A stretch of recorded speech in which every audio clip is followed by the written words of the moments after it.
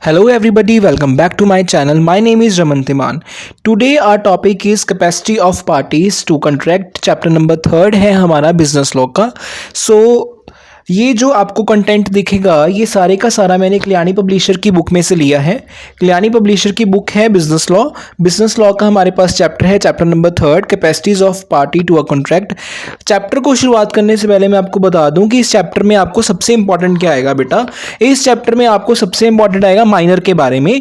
क्या माइनर भी कॉन्ट्रैक्ट में पार्टिसिपेट कर सकता है. वट इफ अगर वो पार्टिसिपेट कर सकता है तो उसके रूल्स क्या रहेंगे हमारे पास. ठीक है, अगर वो माइनर जो है वो एक एग्रीमेंट में पार्टिसिपेट करता है तो उसके क्या रूल्स रहते हैं एक पर्टिकुलर कॉन्ट्रैक्ट में एंटर होने के लिए. क्या वो वॉइड होगा, क्या वो वैलिड माना जाएगा, क्या वो वॉइडेबल होगा, इस सारी चीज के बारे में आज हम पढ़ेंगे. So without wasting any time चलिए फिर शुरुआत करते हैं.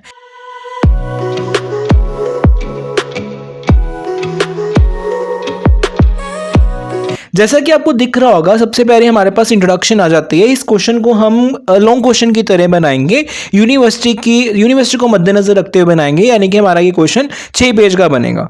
तो इंट्रोडक्शन हमारे पास पहले पेज पे बनती है.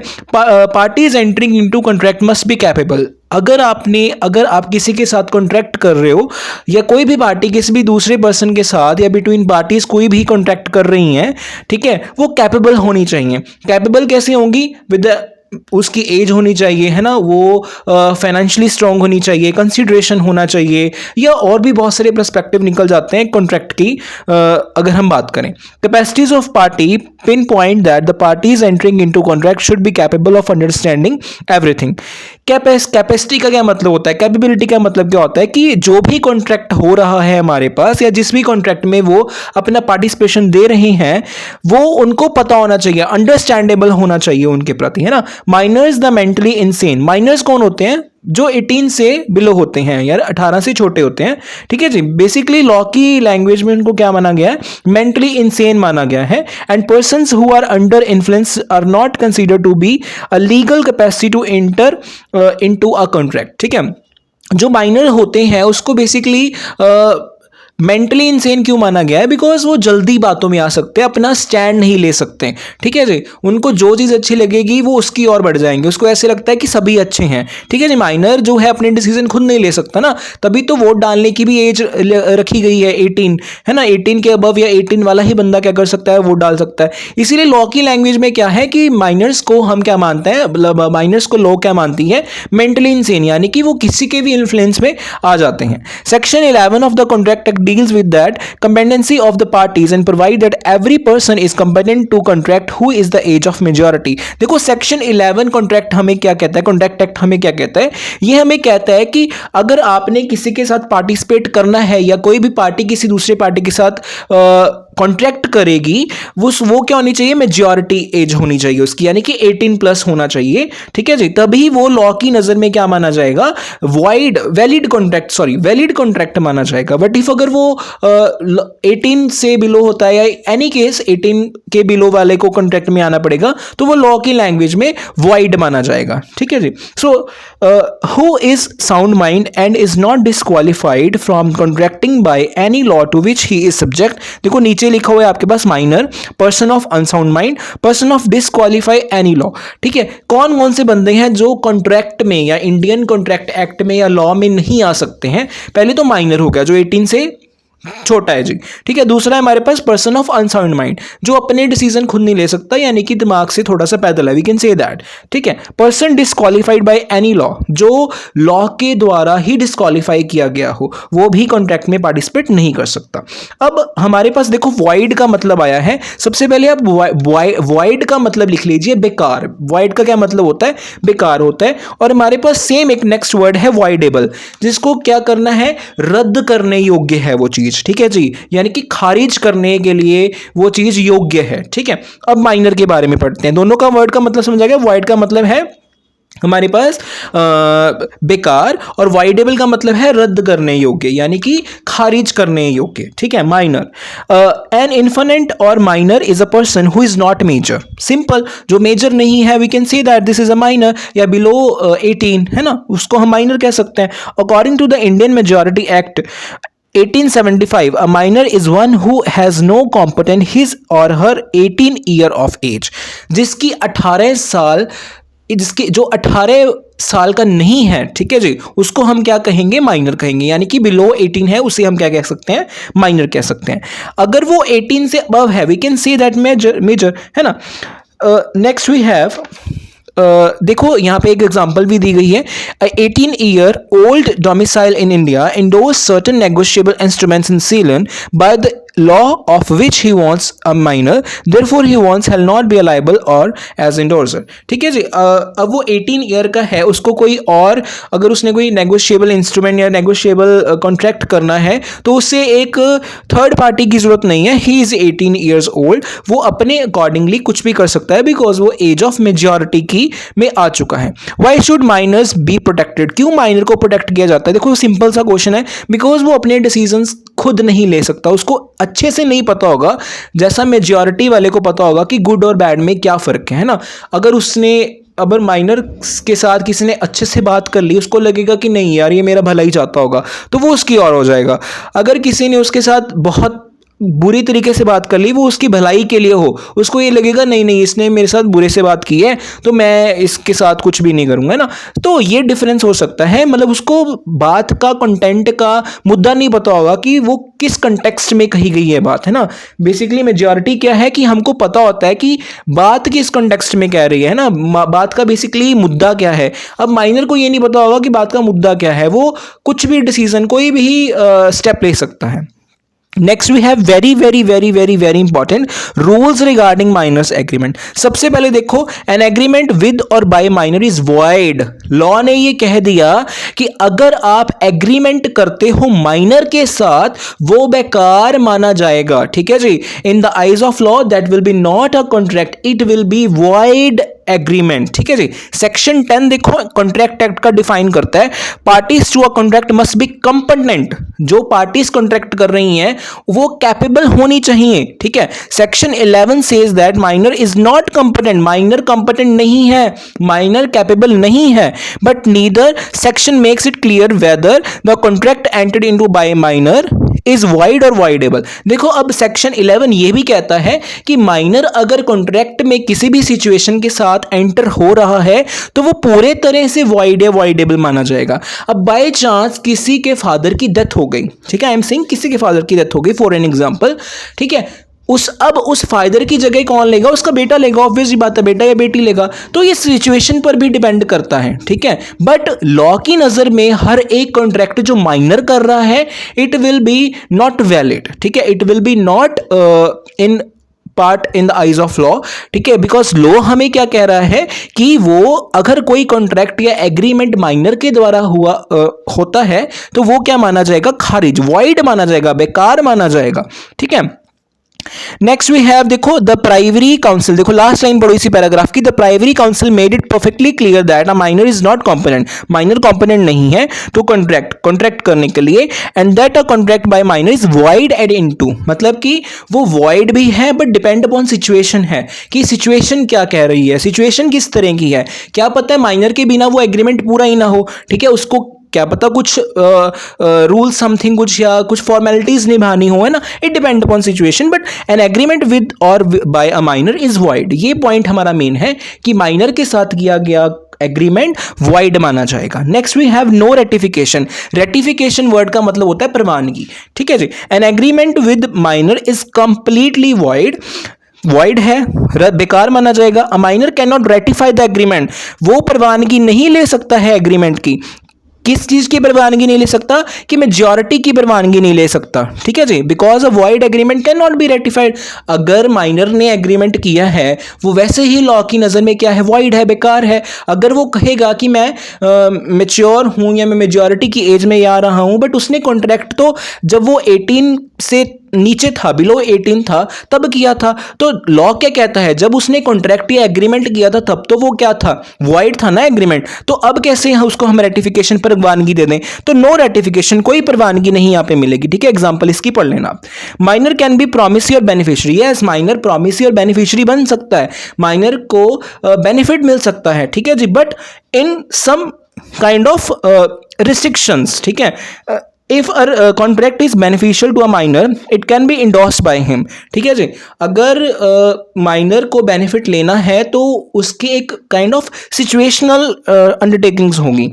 ठीक है जी, there is no restriction on a minor for being a beneficiary, benefit वो ले सकता है। ठीक है जी, for example being a payee और अ प्रोमिसी इन अ कॉन्ट्रैक्ट, दो बंदे हैं, एक पेई है एक प्रोमिसी है कॉन्ट्रैक्ट में। दस अ minor is capable of purchasing immovable property, minor को कैपेबल होना पड़ेगा एग्रीमेंट में एक इमूवेबल प्रॉपर्टी को खरीदने के लिए, and he may sue to recover the possession of the property upon tender of the purchase money. Similarly a minor in whose favour a promissory note has been executed can enforce it. ठीक है, बहुत easy language लिखी गई है कि minor को capable होना पड़ेगा किसी भी चीज को परचेज करने के लिए, बट इफ अगर माइनर कैपेबल नहीं है देन वो परमिजरी नोट इशू कर सकता है इन द वे ऑफ जिससे भी उसने गुड लेनी है। परमिजरी नोट ही होता कि आपने पिछले साल पढ़ा होगा परमिजरी नोट क्या होता है, कि परमिजरी नोट क्या होता है, +1 में पढ़ा होगा, सॉरी। परमिजरी नोट होता है कि प्रॉमिस के रूप में हमने पैसा देना, उसको पैसा देना ही पड़ेगा प्रॉमिस के रूप में, है ना। So this is promissory note. Next we have the fourth point, no estoppel against a minor. ठीक है, जो 18 बिलो है उसके खिलाफ कोई रोक नहीं है, मतलब उसको कोई रोक नहीं है। ठीक है, वो कुछ भी कर सकता है, कुछ भी इन सेंस कि मतलब ऐसा नहीं कि उसको सारे हक मिल जाते हैं, नहीं, उसके खिलाफ कोई रोक नहीं है। Where a minor by misrepresenting his age has induced the other party to enter into a contract with him, he can not make a liable to on contract. अगर बाय चांस एक माइनर है, for an example, उसने एक contract करना है किसी second party के साथ, उसने अपनी एज छुपा ली कि मैं भाई 18 साल से ऊपर हूं, उसने बताया नहीं ये चीज, बट जब ये चीज पता लगेगी तो वो लायबल नहीं है कॉन्ट्रैक्ट करने के लिए, उसका जो कॉन्ट्रैक्ट है, उसका जो एग्रीमेंट है वॉइड माना जाएगा। There can be no estoppel against a minor, minor के खिलाफ कोई भी कदम नहीं उठाया जाएगा। जिस बंदे ने कॉन्ट्रैक्ट उसके साथ करना था उसको पूरी जानकारी होनी चाहिए थी, उसको टर्म्स एंड कंडीशन पता होनी चाहिए थी कि मैं किस बंदे के साथ किस तरह का कॉन्ट्रैक्ट कर रहा हूं। अगर माइनर, बिकॉज माइनर क्या है 18+ है, उसके पास तो वैसी समझ नहीं है, दूसरा बंदा जो कॉन्ट्रैक्ट कर रहा है उसके पास तो समझ है ना, उसको तो पता होना चाहिए कि मैं किस बंदे के साथ कॉन्ट्रैक्ट कर रहा हूं। तो माइनर के खिलाफ कोई कार्रवाई नहीं की जाएगी, जो दूसरा बंदा है उसके खिलाफ कार्रवाई की जाएगी। It means he has not estoppel for pleading is infancy in order to avoid a contract. The court में direct minor to restore property, और माइनर की जो प्रॉपर्टी है उसको माइनर को ही दे दिया जाएगा। मतलब अगर मेरे पास फॉर एन एग्जांपल कोई कार है और मैं किसी बंदे के साथ कॉन्ट्रैक्ट कर रहा हूं कि भाई तू कार ले जा और मेरे को पैसे दे दे, तो उस बंदे को बाद में पता लगा कि मैं 18+ हूं, मैं तो कॉन्ट्रैक्ट कर नहीं सकता, मेरे को लीगल रिप्रेजेंटेटिव उठाना पड़ेगा। तो अब कोर्ट क्या डिसीजन लेगी, कोर्ट ये डिसीजन लेगी कि ये कॉन्ट्रैक्ट खारिज कर दो। उस बंदे को कहेगी बेटा भाई तू अपना पैसा वापस ले ले और इसकी कार इसको रहने दे, बिकॉज ये 18+ नहीं है, 18 बिलो 18 है, इसको पता नहीं है सही गलत क्या है। ठीक है जी, तो no estoppel against minor.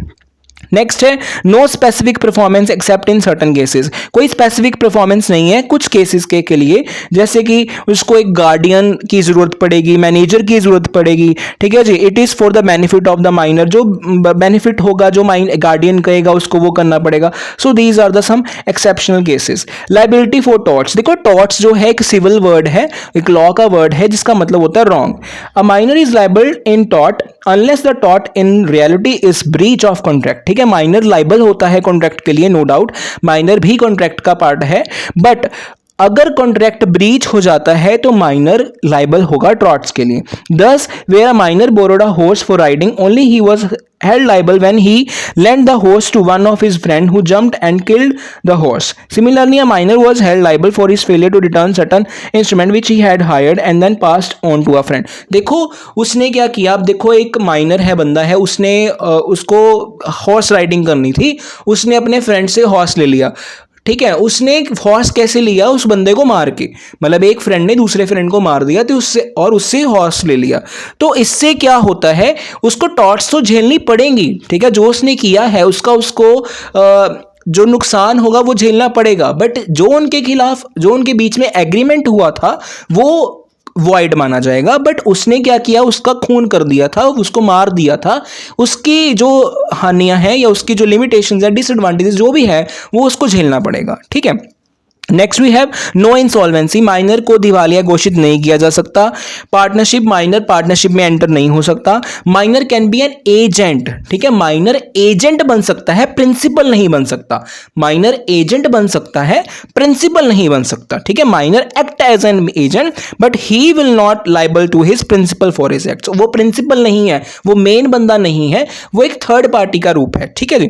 Minor can not bind parent और गार्डियन, अगर माइनर चाहे कि मेरे को पेरेंट की या गार्डियन की लोड नहीं है तो वो नहीं उसमें एंटर कर सकते हैं, ठीक है जी।